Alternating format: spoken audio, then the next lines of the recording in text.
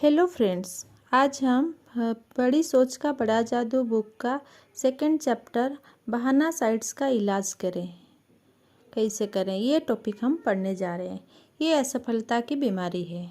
चूँकि यह असफलता का संबंध लोगों से है, इसीलिए सफल होने के लिए यह ज़रूरी है कि आप लोगों को अच्छी तरह से समझ लें।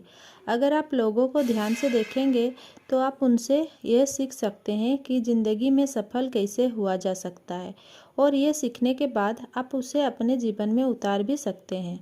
अभी हाल बिना देरी किए लोगों का अध्ययन गहराई से करें, और जब आप ऐसा करेंगे तो आप देखेंगे कि असफल लोग को दिमाग की एक भयानक बीमारी होती है। हम इस बीमारी को अपेंडिसाइट्स की तर्ज पर बहानासाइट्स का नाम दे सकते हैं, यानी कि एक्सक्यूसाइट्स जिसे बोलते हैं। हर असफल व्यक्ति ने यह बीमारी बहुत विकसित अवस्था में पाई जाती है, और ज़्यादातर आम आदमियों में ये बीमारी थोड़ी बहुत तो होती ही है। आप पाएंगे कि बहानासाइट्स की बीमारी सफल और असफल व्यक्तियों के बीच का सबसे बड़ा अंतर होती है। सफलता की सीढ़ियों पर बिना रुके चढ़ने वाला व्यक्ति बहानासाइट्स का रोगी नहीं होता, जबकि असफलता के ढलान पर लगातार फिसलने वाला व्यक्ति बहानासाइट्स से गंभीर रूप से पीड़ित होता है। अपने आसपास के लोगों को देखने पर आप पाएंगे कि जो व्यक्ति जितना सफल होता है वो उतने ही कम बहाने बनाता है, परंतु जो व्यक्ति कहीं नहीं पहुंच पाता और उसके पास पहुंचने की कोई योजना भी नहीं होती, उसके पास बहाने थोके में मौजूद रहती है। असफल लोग फौरन से बता देते हैं कि उन्होंने अमुक काम क्यों नहीं किया, या वे उसे क्यों नहीं करते, या वे उसे क्यों नहीं कर सकते, या यह कि वे असफल क्यों है। सफल लोगों की ज़िंदगी का अध्ययन करें और आप उन सब में एक बात पाएंगे। असफल लोग जो बहाने बनाते हैं, सफल व्यक्ति भी वही बहाने बना सकते हैं, परंतु वो बहाने नहीं बनाते। मैं जितने भी बेहद सफल businessman, military officer, salesman, professional व्यक्तियों का या किसी भी क्षेत्र के अग्रणी लोगों से मिला हूँ, या जिनके बारे में मैंने सुना है, उनके सामने बहानों की कोई कमी नहीं थी। रूजवेल्ट अपने बेजान पैरों का बहाना बना सकते थे। ट्यूमैन शिक्षा की कमी का बहाना बना सकते थे। केनेडी यह कह सकते थे, प्रेसिडेंट बनने वक्त मेरी उम्र कम थी। जॉनसन और आइजनहावर हार्ट अटैक के बहाने के पीछे छुप सकते थे। किसी भी बीमारी की तरह बहानासाइट्स का अगर वक्त पर नहीं इलाज नहीं किया जाए तो हालात बिगड़ सकती है। विचारों की इस बीमारी का शिकार व्यक्ति इस तरह से सोचता है, मेरी हालत उतनी अच्छी नहीं है जितनी की होनी चाहिए। अब मैं लोगों के सामने अपनी इज्जत बचाने के लिए कौन सा बहाना बना सकता हूँ? बुरी सेहत, शिक्षा का अभाव, ज़्यादा उम्र, कम उम्र, बदकिस्मती, व्यक्तिगत विपत्तियाँ, बुरी पत्नी, माँ बाप की गलत परवरिश, या कुछ। असफलता की बीमारी से पीड़ित व्यक्ति जब किसी अच्छे बहाने को चुन लेता है तो फिर वो उसी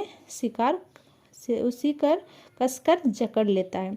फिर वो इस बहाने के सहारे लोगों को और खुद को यह समझाता है कि वह जीवन में आगे क्यों नहीं बढ़ पा रहा है, और हर बार जब वो बीमार व्यक्ति बहाना बनाता है तो वो बहाना उसके अवचेतन में और गहराई तक चला जाता है।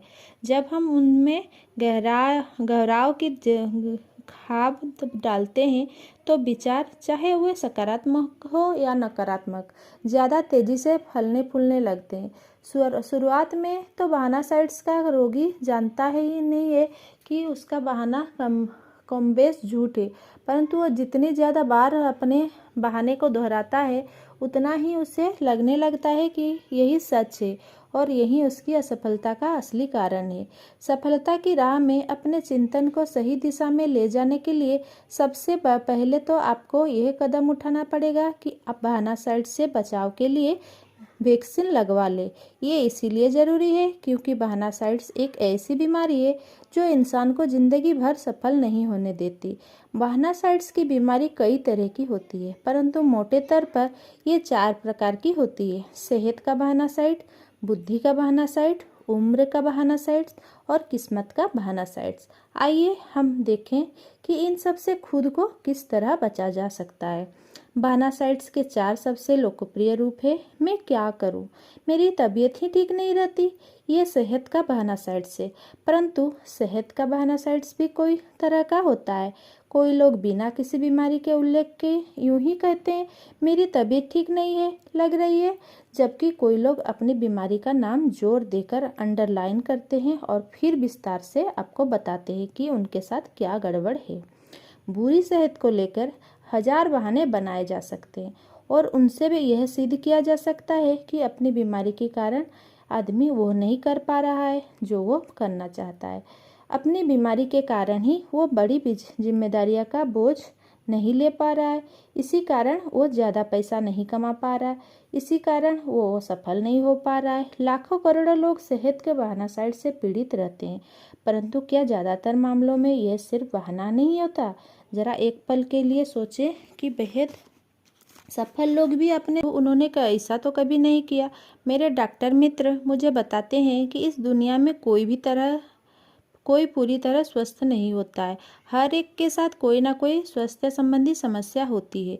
कोई लोग कुछ हद तक या काफ़ी हद तक सेहत के बहाना साइट्स के सामने घुटने टेक देते हैं, जबकि सफलता चाहने वाले लोग ऐसा नहीं करते। मेरे साथ एक ही दिन में 2 घटनाएं हुई जिनमें मुझे ये सीखने को मिला कि अपने सेहत के बारे में सही और गलत नज़रिया क्या होता है। क्लीवलैंड में मेरे भाषण के बाद 30 साल का एक आदमी मुझसे अकेले में मिला। उसने कहा कि उसे भाषण तो बहुत बढ़िया लगा, परंतु उसने यह भी कहा, पर मुझे नहीं लगता कि आपके विचार से मुझे कोई फ़ायदा हो सकता है। उसने बताया, मुझे हृदय रोग है और मुझे खुद का ध्यान रखना पड़ता है। इसके बाद उसने मुझे यह भी बताया कि यह 4 डॉक्टरों के पास जा चुका है, परंतु डॉक्टर उसके दिल में कोई बीमारी नहीं ढूंढ सके। उसने मुझसे पूछा कि ऐसी स्थिति में उसे क्या करना चाहिए। मैंने जवाब दिया, मैं हृदय रोग के बारे में तो ज़्यादा नहीं जानता, परंतु एक आदमी के रूप में मैं आपको ये बता सकता हूँ कि इन परिस्थितियों में मैं क्या करता। पहली बात तो यह है कि मैं सबसे अच्छे हृदय रोग चिकित्सक के पास जाता और उसकी राय को अंतिम मान लेता। आपने पहले ही 4 डॉक्टर से चेकअप करवा लिए हैं और उन्हें आपके दिल में कोई खराबी नहीं नज़र आया, तो अब 5वें डॉक्टर के पास जाइए और उसका फैसला आपको मान लेना चाहिए। हो सकता है कि आपके हृदय में कोई रोग ना हो और यह सिर्फ आपके मन का वहम हो, परंतु अगर आप इसकी चिंता करेंगे तो एक ना एक दिन आपको सचमुच हृदय रोग हो जाएगा। अगर आप बीमारी के बारे में सोचते रहेंगे, उसे खोजते रहेंगे, उसकी चिंता करते रहेंगे, तो अक्सर आप इसी वजह से बीमार पड़ जाएंगे। मैं आपको दूसरी सलाह ये देना चाहता हूँ कि आप डॉक्टर सिडलर की महान पुस्तक how to live 365 days a year पढ़ें। डॉक्टर सिडलर इस पुस्तक में बताते हैं कि अस्पताल में जो मरीज भर्ती होते हैं उनमें से 3/4 लोग को दरअसल कोई शारीरिक बीमारी होती ही नहीं है। उसकी बीमारी का असली कारण मानसिक या भावनात्मक होता है। जरा सोचिए, हमारे देश के 3/4 लोग सिर्फ इसीलिए अस्पताल के बिस्तर पर पड़े हुए हैं क्योंकि वे अपने भावनाओं को काबू में नहीं रख पाए। डॉक्टर सिडलर की पुस्तक पढ़ें और इसके बाद भावनाओं को मैनेज करना सीखें। तीसरा बात यह है कि मैं तब तक जिंदा दिल बने रहने का निश्चय करूंगा जब तक कि मैं मर ही न जाऊं।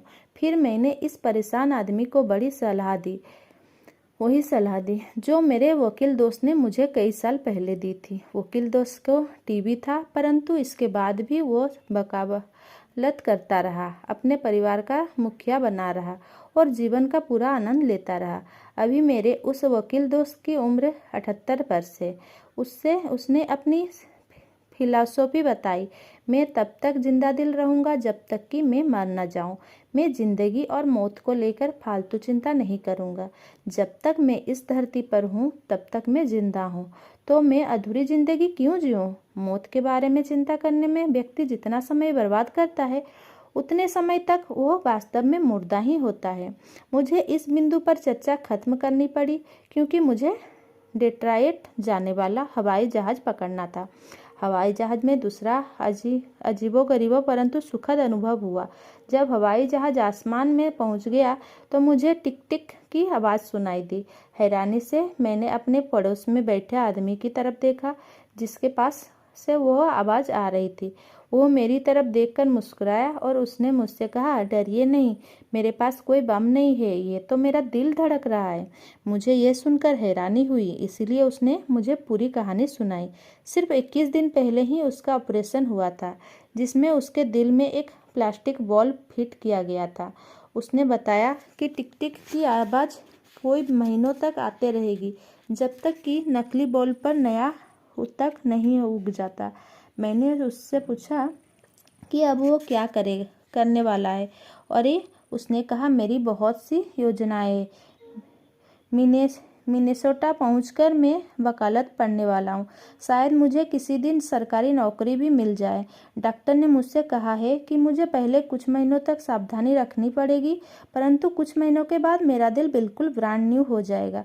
तो ये रहे स्वास्थ्य संबंधी समस्या के बारे में दो अलग अलग नज़रिया। पहला आदमी तो यह जानता ही भी नहीं था कि उसे कोई बीमारी भी थी या नहीं। इसके बावजूद वह चिंतित था, परेशान था, हार के रास्ते पर जा रहा था और आगे नहीं बढ़ने के बहाने बना रहा था। दूसरे आदमी का हाल ही में बहुत बड़ा ऑपरेशन हुआ था, फिर भी वो कुछ नया करने के लिए उत्सुक था, आशावादी था। अपनी सेहत के बारे में दोनों को सोच में कितना बड़ा फर्क था। सेहत का बहना साइड का मुझे व्यक्तिगत अनुभव भी है। मुझे डायबिटीज़ है। जब मुझे यह बीमारी हुई तो डॉक्टर ने मुझे यह हिदायत दी कि डायबिटीज़ एक शारीरिक बीमारी है, परंतु अगर इसके बारे में आपका नज़रिया नकारात्मक रहेगा तो आप बहुत परेशान रहेंगे और आपकी बीमारी भी बढ़ सकती है। अगर आप इसके बारे में चिंता करते रहेंगे तो आपकी ज़िंदगी नर्क बन सकती है। डायबिटीज़ होने के बाद मैं बहुत से डायबिटीज़ के मरीजों को के संपर्क में आया। मैं आपको बता दूं कि इस बीमारी के बारे में लोग के कितने विरोधाभासी विचार होते हैं। एक आदमी को यह बीमारी शुरुआती अवस्था में है और वह उसे लेकर बहुत परेशान रहता है। जरा सा मौसम बदलता है कि तो वो घबरा जाता है, मूर्खतापूर्ण रूप से अपने आप को लबादे में छुपा लेता है। उसे इन्फेक्शन से इतना डर लगता है कि वो सर्दी खांसी वाले आदमी का देखते ही दूर भाग जाता है। वो डरता है कि कहीं वो ज़्यादा मेहनत ना कर ले, इसीलिए वो कभी कुछ करता भी नहीं है। उसका ज़्यादातर समय तो और मानसिक ऊर्जा उसी चिंता में बर्बाद होते हैं कि उसके साथ क्या क्या बुरा हो सकता है। वो दूसरे लोगों को अपनी भयानक बीमारी की सच्ची झूठी दास्तान सुना कर बोर करता रहता है। दरअसल उसकी असली बीमारी डायबिटीज़ नहीं है, वो तो सेहत के बहाना साइड से पीड़ित है। वो बीमारी को असफलता के बहाने की तरह इस्तेमाल कर रहा है, इसलिए क्योंकि वो लोगों की सहानुभूति हासिल करना चाहता है। दूसरी तरफ एक बड़ी प्रकाशक फर्म का डिवीजन मैनेजर है जो डायबिटीज़ का गंभीर रोगी है। वो ऊपर वाले मरीजों से 30 गुना ज़्यादा इंसुलिन लेता है, परंतु वो बीमार की तरह नहीं हो जीता है। उसे अपने काम में मज़ा आता है और वह ज़िंदगी का पूरा आनंद लेता है। एक दिन उसने मुझसे कहा, देखा जाए तो डायबिटीज़ एक समस्या तो है, पर दाढ़ी बनाना भी तो एक समस्या है और मैं इस बारे में चिंता कर के सचमुच बीमार नहीं पड़ना चाहता। जब मैं इंसुलिन के इंजेक्शन लेता हूँ तो मैं अपने बीमार को नहीं कोसता हूँ, बल्कि उस आदमी को दुआएं देता हूँ जिसने इंसुलिन की खोज की है। मेरा एक बहुत अच्छा दोस्त 1945 में जब युद्ध से लौटा तो उसका एक हाथ कटा हुआ था।